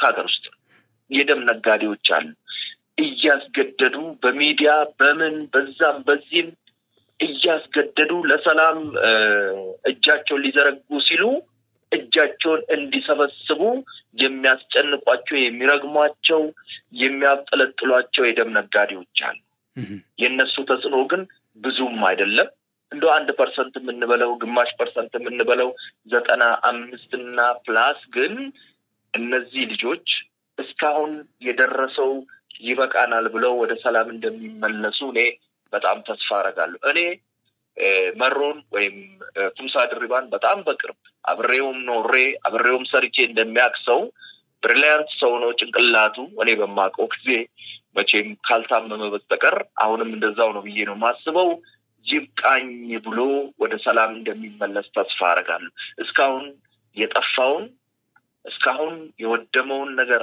አይቶና ተገንዝቦ ወደ ሰላም እንደሚመለስ ተስፋ አደርጋለሁ ሌላ አማራጭም የለም ሌላ ምንም አይነት ሌላ አማራጭ የለም ይሄ መንግስት በጦር መሳሪያ በጠመንጃ እጥለዋለሁ ብሎ ከዚህ በላይ መቀጠል እውነቴን ነው ምለውኔ ራሱንም ሌላውንም አደጋ ላይ ከመጣል ውጪ አንዳች ትርፍ የለው የአማራ ክልሉንም ይሄንን ነው ምለውኔ አሁን የምንሰማው ነገር ከውጪም ከጎረቤት ሀገራትም አንዳንድ የኢትዮጵያን ሰላም የማይፈልጉ ሀገራትም ግለሰቦችም እጅ እዚህም እየከተቱ እንደሆነ ምንሰማው በሩመር ደረጃ አለ ይሄ ሩመር እውነት ይሁን ውሸት እሱ በመንግስት የሚጣራና የሚገለጽ ሆኖ ይቆየንና ነገር ግን በራሳቸውም ከውጪ በሚደግፏቸውም ሰዎች እዚህ ውስጥ ቆይተው ከሆነ አሁን ጊዜውን በቃ ይብቃቸው እኔ ቢበቃቸው ነው ከዚህ በላይ ህይወታቸውንም የሀገራቸውንም ዜጎች ሀብትን ንብረትን መውደም የለበትም እኔ የዋትም በዚሁ ልክ ነው ማየው እኔ በስልጣን ፍትጊያው ቢበቃ ጥሩ ህዋቶች መካከል ሞዴል ሆነው እንደውም ሮል ሞዴል ሆነው ጉዳት ምን ያህል አደገኛ እንደሆነ ጦርነት ምን ያህል ክፉ እንደሆነ ሮል ሞዴል ሆነው ለሌሎች ሰላም ለሌሎች አካባቢ ሰላም መስፈን እንደውም ሽማግሌ ሆኖ እነ ዶክተር ደብረጽዮን ሌሎችም ታደሰ ወረደ ጀነራል ታደሰ ሌሎችም ሮል ሞዴል ሆነው እንደውም እኛንን እነመሮንና መንግስትን የምናሳርቀው ጦርነት ምን ያህል ክፉ እንደሆነ እኮ በደንብ አይተናል እኛንን ፋኖና መንግስትን የምናሳርቀው እያሉ ቢንቀሳቀሱና የሀገር ሽማግሌ ቢሆኑ ደስ ይለኛል ልልን ወደ መጨረሻ ጥያቄ ይሄድኩ ነው ያው ከተገናኘን አይቀር ብናነሳውም ጥሩ ነው ብዬ ስለማስብ ነው ምናልባትም አንዳንድ ሰዎች ይሄ የሚከተለውን ጥያቄ መጠይቀህን ማለት ነው እሱን መነሻ አድርገው በማህበረሰቡ ላይ የማይሆን የሆኑ ቀቢጸ ተስፋ የሆኑ ነገሮችን የማስረጽ ነገር ሲተገብሩ ይታያል እና ከዛ አንፃር ነው እንዳነሳ የተገደድኩት እንግዲህ የኤርትራ መንግስት ተወደደም ተጠላም አሁን ባለው ሁኔታ በአንድም በሌላ መንገድ በኢትዮጵያ የውስጥ ጉዳይ ውስጥ ጣልቃ እንደገባ ማረጋገጫዎች ወጥተዋል ይሄ ማለት የጊዜያዊ አስተዳደር የትግራይ ክልል ጊዜያዊ አስተዳደር ፕሬዝዳንት አቶ ጌታቸው ረዳ ኢቭን ራሳቸውን ጨምሮ ከሻዕቢያ አመራሮች ጋር መገናኘታቸውን አብራርተዋል የአንጃው ቡድን የሚባለውም እንደዚሁ የህወሓት አንጃ የሚባለው ከሻዕቢያ ጋር መገናኘቱን እሳቸው ምስክርነት ሰጥቷል እንግዲህ ትግራይ ክልል የሚንቀሳቀሱ ይብዛሚነስም አንድ ዓላማ አለን ብለው በረሃ ላይ አብረው ሲታገሉ የነበሩ ሰዎች ናቸው ስለዚህ ጉዳይ ላይ ማብራሪያ የሰጡትና እውነት ስለመሆኑ ያረጋገጡት ማለት ነው እሱ ብቻ አይደለም እንግዲህ መንግስት በአንድም በሌላ መንገድ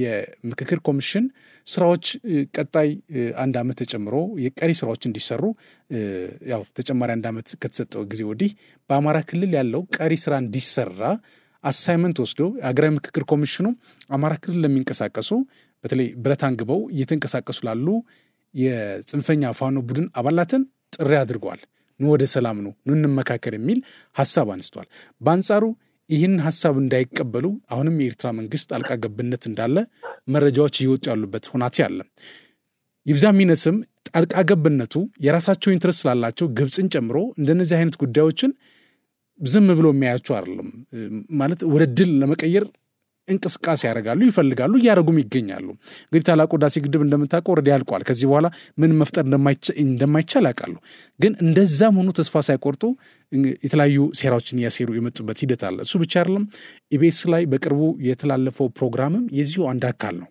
የሴራው አንድ አካል ነው እንጂ እንደምንለው በሩመር ደረጃ ነው ብለን ካልን ሩመር ነው ያን ያክል የሚያወዛግብ የሚያነጋግር ኦር ሌላ ነገር የሚፈጥር ነገር ሊኖር አይችልም ኦሬዲ ሰምተን እናልፈዋለን ግን ከዛ ያለፈ ነው ከፍየሏ በላይ እንደሚባለው ማለት ነው እንደዚህ አይነት ኮንስፒሬሲ ከጊዜ ወደ ጊዜ መልክ ቅርጽ እየተቀየረ የመጣበት ሁኔታዎች አሉ ገና ሊመጡም ይችላሉ ኢትዮጵያውያን ዝግጁ እስካልሆን ድረስ ማለት ነው እንደነዚህ አይነት ችግር ሲመጣ የምንከላከልበት የስነ ልቦና ቅድመ ዝግጅት እስካላደረግን ድረስ ጠላቶች አሁንም ወደ ኋላ እንደማይሉን ያየንበት ሁኔታ ያለ ይሄን ካልን በእውነት የፋኖ ጽንፈኛ ቡድን የሸኔ እንደዚሁም ኤርትራ መንግስት እነዚህ አካላት በኢትዮጵያ ላይ ካሁን በፊት ያልፈጠሩትን ችግር ወደፊት መፍጠር የሚችሉበት እድል አለ ወይ?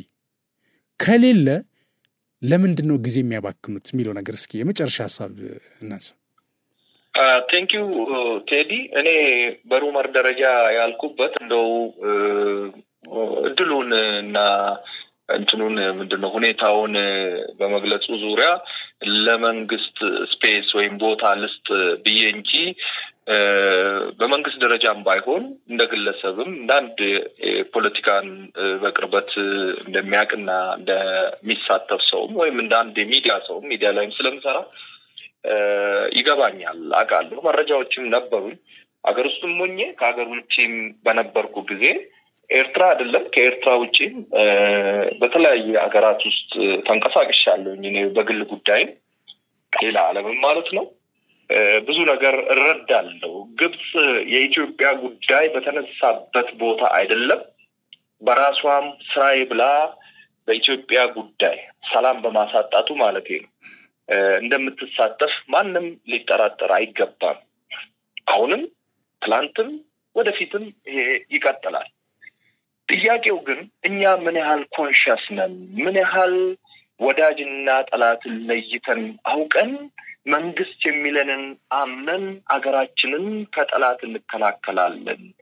እንዴትስ የጠላት ተላላኪ እንዳንሆን ራሳችንን እንከላከላለን? አሁን በነፃ አውጪነት ስም ወይም በነፃነት ግንባር ስም በርካታ ቡድኖች ይንቀሳቀሳሉ። ቀደም ሲልም አሁን እነዚህ ቡድኖች በአንድም በሌላ መንገድም ግብጾች ከኋላ የሉም ብሎ ማሰብ አልፎ ተርፎ ደግሞ በቅርብም ቀደም ሲልም ሻቢያ ወይም ኢፒኤልኤፍ የሚባለው ወይም ንግደፍ ብሎ ራሳቸውን የሚጠሩት ከዚህ ጀርባ የሉም ብሎ መናገር አይቻልም።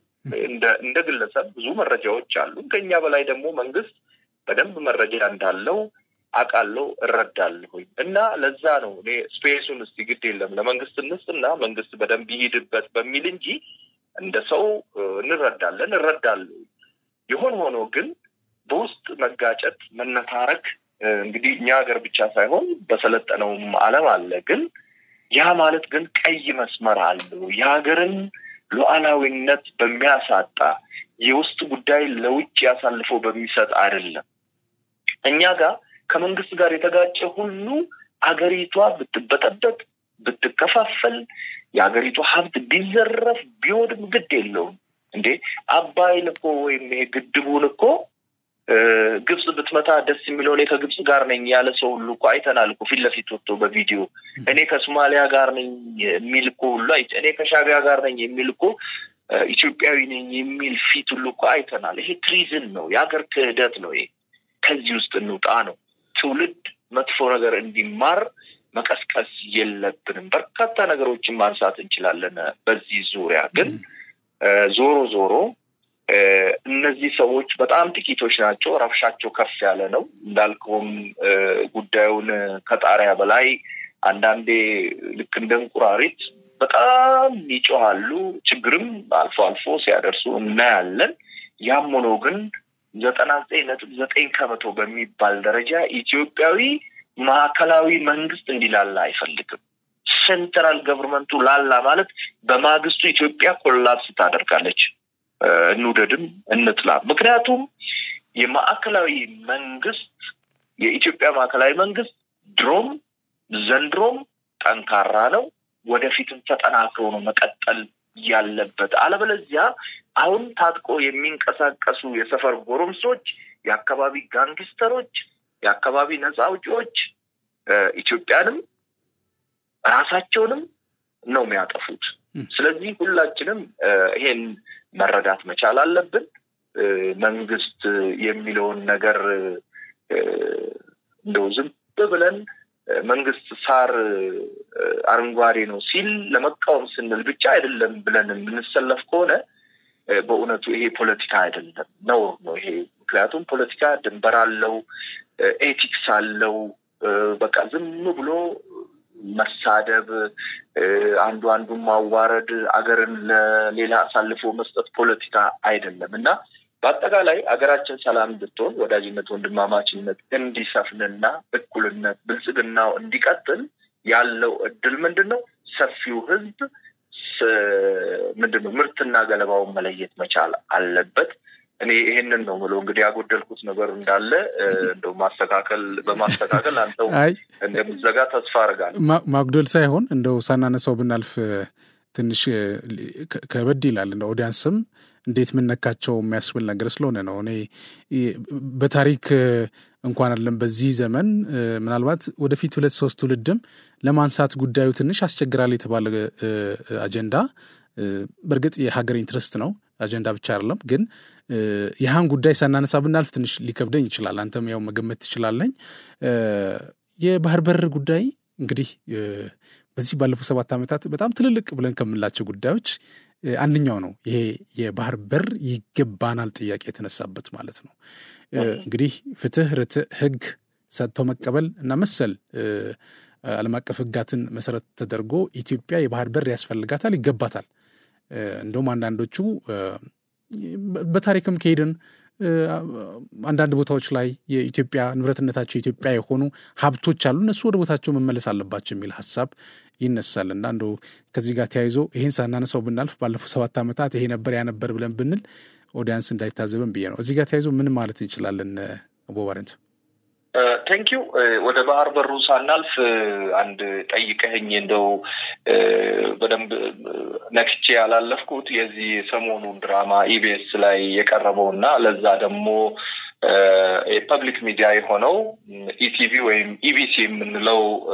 እውነታውን ያንጸባረቀበት እኔ አሁን አንድ ሶሻል ሚዲያ አለ እዛ ላይ ዝም ብዬ ቁጭ ስል የምናገርበት የብርቱካን አብዮት ነው ያልኩት ማለት መጠነኛ አብዮት ለመቀስቀስ እሷን ተጠቅመው የተናገሩትን ነገር አረሄ ነገር ገና ከመጀመሪያው አናቴ እንደዚህ ሆነ ፊቴ እንደዚህ ሆነ የሚል ሰው እንደው ጥያቄውን እንግዲህ የሚዲያ ሰው ስትሆን እንዲህ ለምን አልተጠየቀም ትላለና እንደው ዝም ብለህ አድቦል ብሎ የሰጡን አትጎርስም እና ገና ኢቲቪ ሳቀርቦ ይሄንን ጥያቄ ለህዝብ አቅርቤ በርካታ 100,000 ሰዎች በዚህ በሶሻል ሚዲያ አይተውት ነበርና ከዛ በኋላ ደግሞ ኢቲቪ ሲያቀርብ ነገሩ ያው እንዳየነው ሆነ ይሄንን አሁን ከልጅቷ አንፃር ወይም ይሄን ድራማ እዚሁ አካባቢ ከተወኑት አንፃር ብቻ አላየው ማን ነው ኋላ ያለ ምንድነው ፍላጎቱ ማን ከማን ጋር ለማጋጨት ነው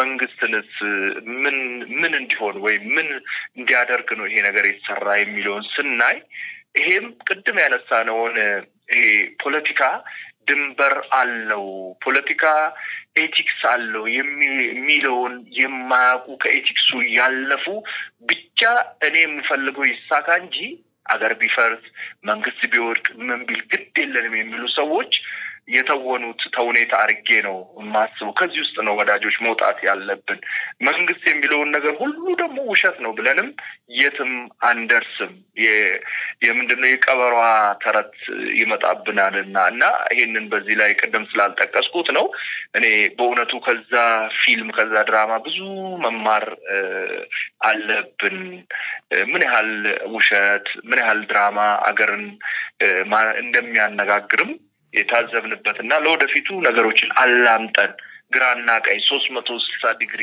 ጠይቀን በግራም በቀኝም ነገር መወሰን እንዳለብን ነው የተማርንበት ብዬ ተስፋ አደርጋለሁ እንዲህ ያለ ነገር እንደው ባይደገምም ጥሩ ነው በትንሹም እንኳን በዛ ደረጃ በቴሌቪዥን ደረጃ ቀርቶ በየኪሳችን በያዝናት ሶሻል ሚዲያ ላይ ባንደግመው የሚል ነው ሌላው የዚህ ባህር በር ጉዳይ አንስታል እኔ አጋጣሚ ሆኖ ከልጅነቴ ጀምሮ ሽሮሜዳ አካባቢ ነው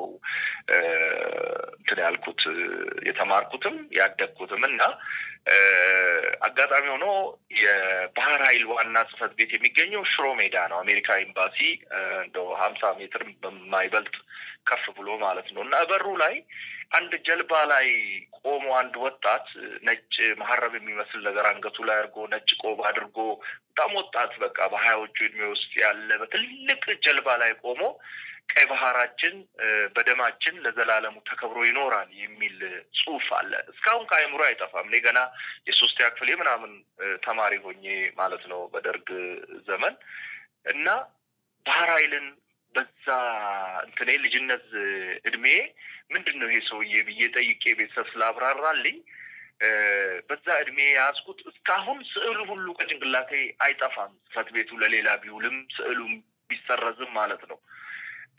በአጋጣሚ ሆኖ ደግሞ በትግል ህይወቴ ኤርትራ ነበርኩና አሁን የሚባለውን ከአሰብ እስከ ምጽዋ ወይም እስከ ሱዳን ፖርት ድረስ ሄጄ አይቻለሁ ዳር ድንበሩን።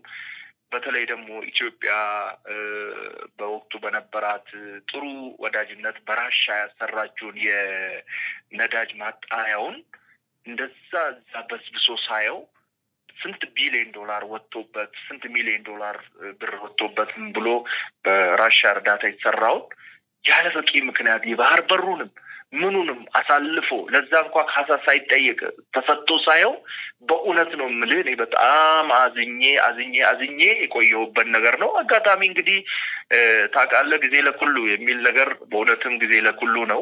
ዶክተር አብይ መጣ ይሄን ነገር በመንግስት ደረጃ አነሳው።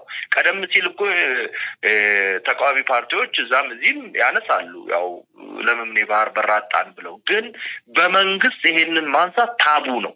መንግስት አያነሳው። እነዛ ተቃዋሚ ፓርቲዎችም እንዲሁ ምርጫ ሲደርስ አንዱ ለሶ ይናገራል ከዛ ይጠፋል። ህዋቶችም አይፈልጉትም፣ የኢህአዴግ መንግስት አይፈልገውም። አሁን ግን በመንግስት ደረጃ የሀገሪቷ ጠቅላይ ሚኒስትር ወዳጆች ቴዲም በጣም ልብ እንድትልፈልገው የአገሪቷ ጠቅላይ ሚኒስትር የመጨረሻው የስልጣን እርከን የባህር በር ማጣታችን ልክ አይደለም፣ አግባብ አይደለም፣ ያስፈልገናል ብሎ ተነሳ። አንገታችን ታንቆ መኖር አንችልም፣ ይሄ ህዝብ ብዙ ነው፣ ሌላ ችግር ውስጥ ሳንገባ እባካችሁ ይሄን ነገር እንፍታ ተነጋግረን በሰላማዊ መንገድ እያለ ነው ደግሞ ደጋግሞ። ስለዚህ ሪሊ በዚህ ብቻ እንደው በእውነት ለሃለው ሀውልት ሊቆምለት የሚገባ ሰው ነው። ይሄን ሐሳብ ብቻ የዓለም መነጋገሪያ በማድረጉ ልልህ ነው ቴዲ። ቴንኪው። በጣም ጥሩ። እንግዲህ ከቀይ ባህር ጋር ተያይዞ ምናልባት አቶ ባረንቱ አንተ ያነሳው እንዳለ ሆኖ የዓለም አቀፍ ማህበረሰቡም ይሄንን ድጋፍ እየሰጠ ያለበት ሂደት አለ ለኢትዮጵያ፣ እስራኤልን ጨምሮ ሌሎችም ሀገራት ማለት ነው። እንግዲህ በቅርቡ ይሄ ነገር እውን ሆኖ እንደምናይ ተስፋ እናደርጋለን። እንደው በእኛ ጊዜ እንኳን ባይሆን ክቡር ጠቅላይ ሚኒስትሩም እንዳሉት መጪው ትውልድ ሊያሳካው እንደሚችል ትልቅ እምነት አለ። እንደው በእውነት በጣም አድርጌ ነው የማመሰግነው አቶ ባረንቱ ገዳ የኦነግ ፖለቲከኛ። በቀጥታ ስልክ አንቱ እያልኩ ነው የገባሁት። እንግዲህ እስካሁን ያው ለሰጠኝ ጠለቅ ያለ ማብራሪያ እጅግ አድርጌ ነው የማመሰግነው። ምናልባት በሌሎች ደግሞ ጉዳዮች ወደፊት እንገናኛለን፣ ሌሎች ሀሳቦችም እናነሳለን። እግዚአብሔር ይስጥልን። በጣም ነው የማመሰግነው። ቴንኪው ቴዲ። ለአንተም ለአድማጮችም በጣም አመሰግናለሁ። አገራችን ሰላም፣ ህዝቦቿም እንዲሁ የደስታ ዘመን እንዲሆንላቸው እመኛለሁ። መልካም ጊዜ። እሺ ቴንኪው ሶ ማች። እሺ የማይደገም እድል ፒያሳ ሊሴ ገብረ ማርያም በሚገኘው ሳይታችን ላይ የመጀመሪያውን ብሎክ 90% ሽያጭ አጠናቀን ሁለተኛውን ብሎክ ለሽያጭ አውጥተናል። በ10% ቅድመ ክፍያ ያለምንም አይነት ተጨማሪ ወለድ ሙሉ በሙሉ በኢትዮጵያ ብር ከባለ 1 መኝታ 64 ካሬ ጀምሮ እስከ ባለ 3 መኝታ 141 ካሬ አማራጮችን ይዘንልዎት መተናል። ሱቆች አልቆባችሁ ለነበረ ደንበኞቻችን አድዋ 00 ፊት ለፊት ባለው 4000 ካሬ ሜትር ላይ ባረፈው ጎልደን ሞላችን 20 ካሬ ሱቆችን ከግራውንድ እስከ 5ኛ ፎቅ ለሽያጭ ማውጣታችንን ስንገልጽ በታላቅ ደስታ ነው። እንዲሁም በአጭር ጊዜ ወደ ቤታችሁ መግባት ለምትፈልጉ ደንበኞቻችን ሀያት አደባባይ ገንብተን 90% ባደረስነው ሳይታችን ላይ እየኖሩበት የሚከፍሉበትን አማራጭ ይዘን መተናል። ለበለጠ መረጃ 0966 02 9902 ይደውሉ። የዜና በቀጥታ የሚተላለፍላችሁ ከመሃል ሚዲያ ነው። ዜናዎቻችን ይቀጥላሉ።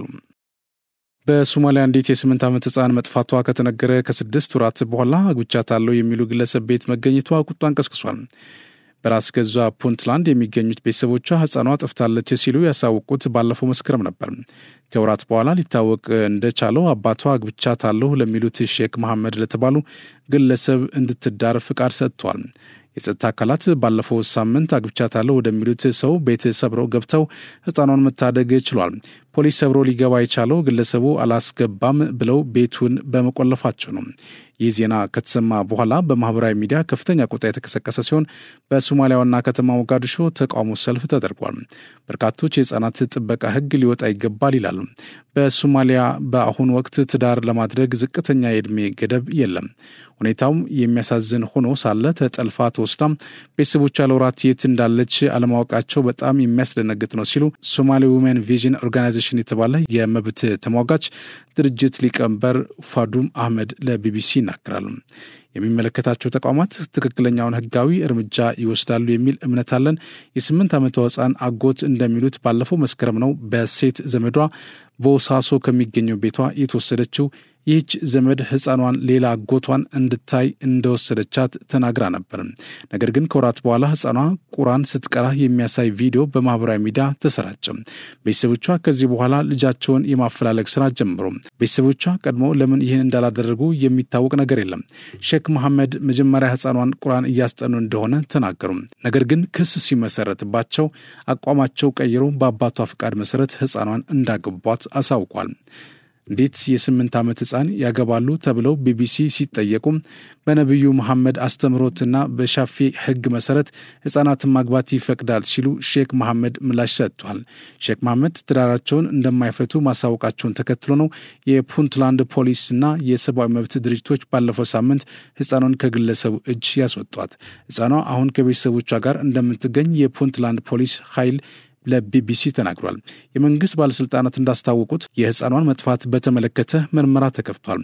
በሶማሊያ ህፃናት እድሜያቸው ሳይደርስ ትዳር እንዲመሰርቱ ይደረጋል።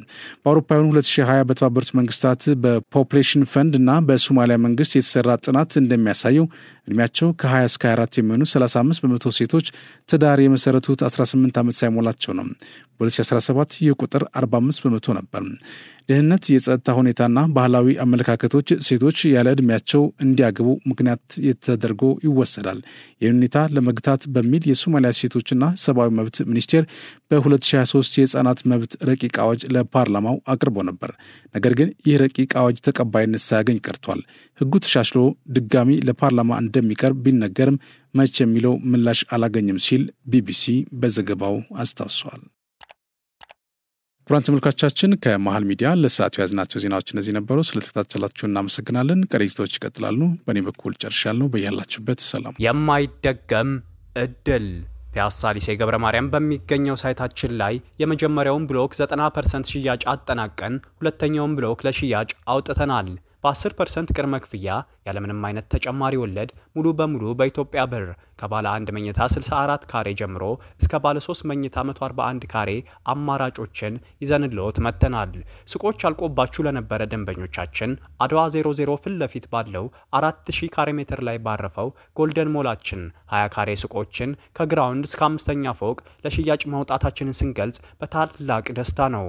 እንዲሁም በአጭር ጊዜ ወደ ቤታችሁ መግባት ለምትፈልጉ ደንበኞቻችን ሀያት አደባባይ ገንብተን 90% ባደረስነው ሳይታችን ላይ እየኖሩበት የሚከፍሉበትን አማራጭ ይዘን መጥተናል።